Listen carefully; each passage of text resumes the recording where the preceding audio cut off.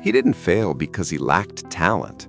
He failed because he couldn't sit still long enough to use it. This story is about a man who kept almost becoming something. Ethan Miller was 29 years old, living in a one-bedroom apartment in Austin, Texas. The kind with thin walls, the kind where you can hear your neighbor's TV at 2 a.m., the kind you promise yourself is temporary. He worked remotely for a mid-sized tech company based in Seattle. Marketing operations, nothing glamorous. Spreadsheets, campaign dashboards, Slack notifications. He wasn't bad at it. Actually, that was the problem. He wasn't bad at anything. In college, at the University of Texas, professors told him he had range. He could write. He could design. He understood data.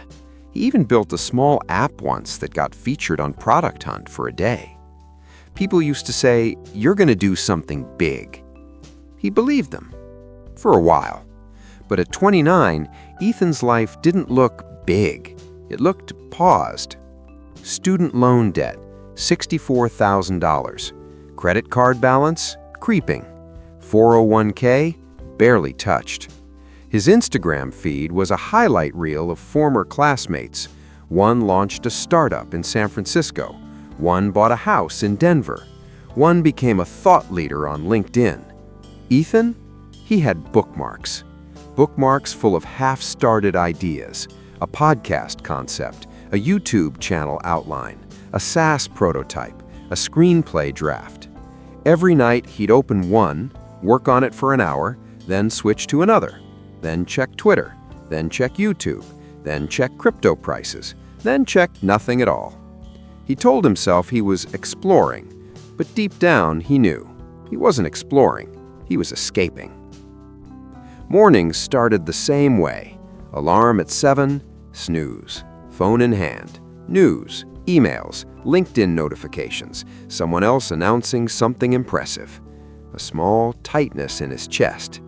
He'd roll out of bed at 8:12, log into Slack at 8:29. Camera off. During meetings, he'd open Figma, not for work, for his own project. Then halfway through designing a landing page, he'd remember an article about AI tools. He'd open another tab, then another. By noon, he'd touched 5 ideas, finished none. His manager once told him gently, "You're really smart, Ethan, but your focus feels scattered." Scattered. That word stuck, because scattered things don't build, they just spread thin. At night, the apartment felt louder. The hum of the fridge, the ticking of the cheap IKEA wall clock, the glow of his laptop reflecting off the window. Austin's skyline blinked in the distance.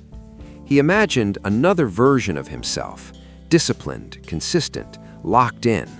That version had shipped the app. That version had built the channel. That version had paid off the debt. But every time Ethan got close to momentum, a new idea would seduce him, and he'd start over, again and again. Then came the layoff email. Subject line, organizational restructuring update. He read it twice. His role was being eliminated. 2 weeks severance. That was it. The silence after felt heavier than the email. He sat in his chair. No Slack notifications, no meetings, no distractions disguised as responsibility. Just him and the apartment. The first week after the layoff felt like freedom. He told himself, this is it. This is the push. He mapped out a schedule, wrote focus on a sticky note, deleted 3 social apps from his phone.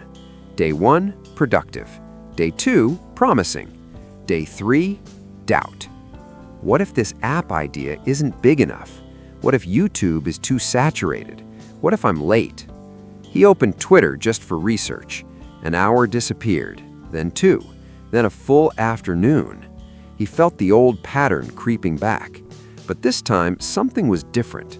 There was no paycheck coming, no illusion of progress, just time. And time, when empty, can feel brutal.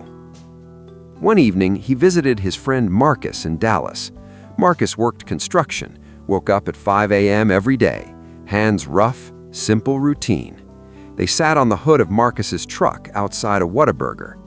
Ethan explained his ideas, all of them. Marcus listened quietly, then asked, "Which one are you actually finishing?" Ethan laughed. "Man, I've got options." Marcus didn't laugh back. "That's not what I asked." Silence. Cars passing. The smell of fried food.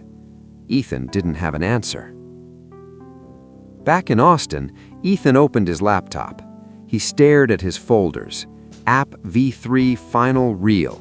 Podcast rebrand. YouTube new direction. Course idea. So much potential. So little completion. He noticed something uncomfortable.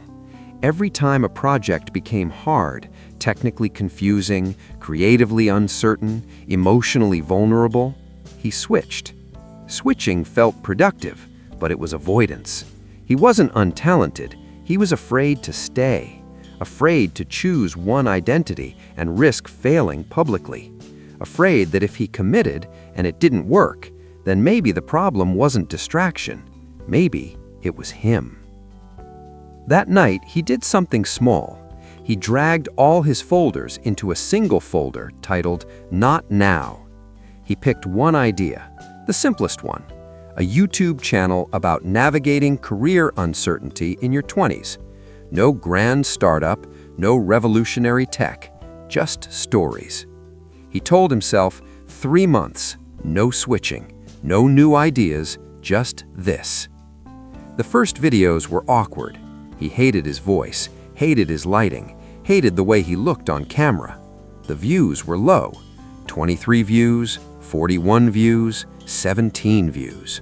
Old Ethan would have pivoted. New Ethan stayed.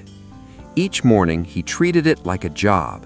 9 a.m. to 1 p.m. script, edit, upload, even when it felt pointless, especially when it felt pointless. Weeks passed. Something subtle shifted. He stopped checking analytics every hour, stopped comparing, started refining. His storytelling got sharper, his tone calmer, more honest. One video about getting laid off and feeling invisible quietly hit 10,000 views, then 50,000. Comments filled in. "I thought I was the only one. Thank you for saying this. This feels real." It wasn't viral fame, but it was resonance. And for the first time, Ethan wasn't chasing something shiny. He was building something steady. 3 months turned into 6. Ad revenue wasn't huge, but it was growing. He freelanced part-time to cover rent, kept showing up. No dramatic breakthrough, just consistency and identity shift. He no longer introduced himself as, "I'm working on a few things." He said, "I run a YouTube channel." Simple, clear, chosen. A year later, the apartment was still small, but quieter. Or maybe he was. Student loans weren't gone, but shrinking. His channel crossed 200,000 subscribers. Not overnight, gradually, brick by brick.